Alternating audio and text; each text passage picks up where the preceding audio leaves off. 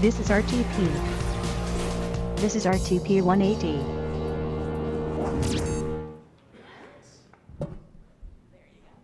Thank you, Andrea. I've known Andrea for a while, back when she used to work at the Chapel Hill magazine, so it was really nice to see that she was emceeing this tonight. Let's get going. So, my name is Bridget Pemberton-Smith. I'm a board-certified art therapist, and I work at the Art Therapy Institute, which is a nonprofit located in Carrboro, but we travel all over to do art therapy. We don't just stick around Carrboro. We're in the Chapel Hill, Carrboro area, and then also Durham, Greensboro, a little bit of Raleigh, and we're just always expanding. So a lot of people ask me, what is art therapy? And so this is the definition from the American Art Therapy Association. Now, I could take a moment here to just pause and let you guys read it, or I could read it myself, but I would rather skip ahead and give you the definition I usually give. So we all know the adage, a picture is worth 1,000 words, and that perfectly describes art therapy. Art therapy is using art as another form of communication and therapy. The art therapists with the Art Therapy Institute are all master's level clinicians, and we've studied both psychology and art.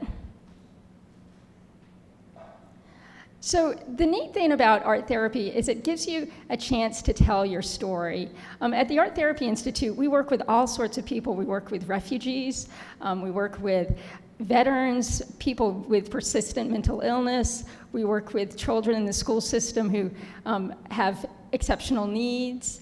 And we work with seniors with dementia, people in hospitals, all over the place. And the great thing about doing art therapy is it gives them a chance to tell their story. So this is just a little example. These are some images from some children who were refugees from Burma. And a lot of them had been in Burma and then went to refugee camps in Thailand. So this first picture over here with the sort of brown on the cream backdrop, that's a picture of the refugee camp. And you know, if you look at it, there's some nice things about the refugee camp. You see some animals and you see some flowers and houses, people walking around. But then there's these airplanes dropping bombs. And that's what those kids experience, and that picture tells you so much.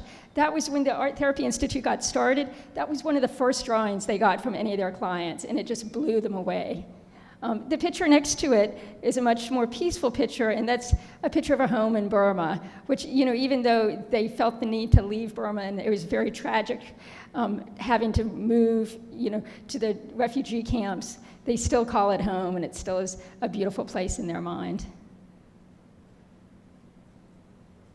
So when you talk to art therapists, there's actually sort of two schools of thought. There's the idea that you can do art psychotherapy, which is where you actually analyze the art. You look at the different parts and what they mean. And then there's art as therapy, which is just the idea that doing art is therapeutic. And that's sort of what I love to do. I think when people are telling their story, a lot of that is the storytelling is therapeutic, just doing the art is therapeutic. Now, I bet there are a lot of people in here who are crafters, knitters, makers, jewelry makers, woodworkers. How about a show of hands? Anybody do stuff like that in their spare time? I see a handful. And I bet you experience relaxation, you have fun, you get to share it with people, and whether or not you realize that you're telling your story with that stuff too. So that's how I got into art therapy. A little bit about my story. So I grew up with a chronic autoimmune illness called scleroderma, but it took a long time for them to get the right diagnosis. So as a child, I was at a lot of doctors' offices every week, and they would try different things, and it could be very stressful. And you know, I just naturally turned to art. I did art at home, but then there was one really cool office, Chapel Hill Pediatrics, and I bet some of you guys, if you're locals, you went there, or maybe you've had kids who've gone there. They used to be located over on Willow Drive in Chapel Hill, and when they were there, they let the kids color on the walls of the examining rooms. So when you got taken back to the examination room and you were waiting to see the doctor and you're nervous and you really didn't want to do it, you could color on the walls. And so I would always bring my box of markers and color on the walls. And to me, that was what got me started with art therapy, although I didn't know it. I didn't know about art therapy, the field of art therapy, until after I went to undergraduate school. So I've told you a little bit about my story, and I want to leave you with this question, is what is your story? I challenge you all to go out and get some art supplies, whatever it is you want to do, and play around with them. It's a great self-care tool to just relax with in the evening.